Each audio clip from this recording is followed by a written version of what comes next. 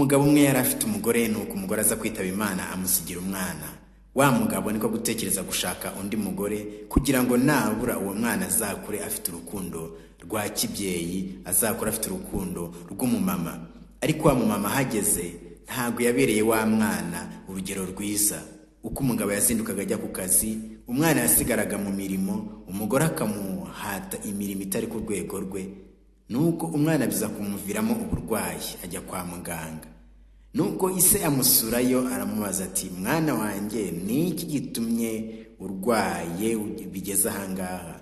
Nuko umwana aramubwira ati, dore uriya mugore wawe wazanye iyo wagiye ku kazi ampata imirimo myinshi, ndetse kurya nabyo bikaba ikibazo, bigatuma rwose ntabasha kuba nanaruhuka, ndetse nanjye niyo mpamvu nanagishyira n'uturaso ku mubiri.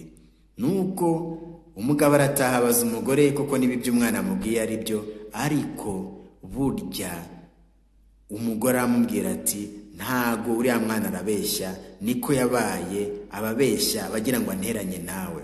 Umugabo aryumaho, ariko umwana aho aviriye mu bitaro, umwana asubira mu rugo.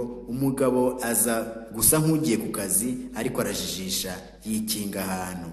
Agitirimuka aho ngaho, umwana bamuhata inkoni bamuziza kuba yarabavuyemo.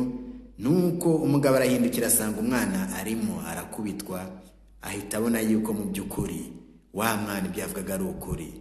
Rero yego bamwe bavuga ati mukazo si nyoko, cyangwa se umwana wundi abishya inkonda, ariko burya utari uwawe cyangwa se n'ikitari icyawe, umwana utari wawe nawe kumwitaho ntacyo bitwaye, kandi n'ikintu kitari icyawe nacyo kuba wagiha agaciro nabyo ni ikimenyetso cy'ubumuntu.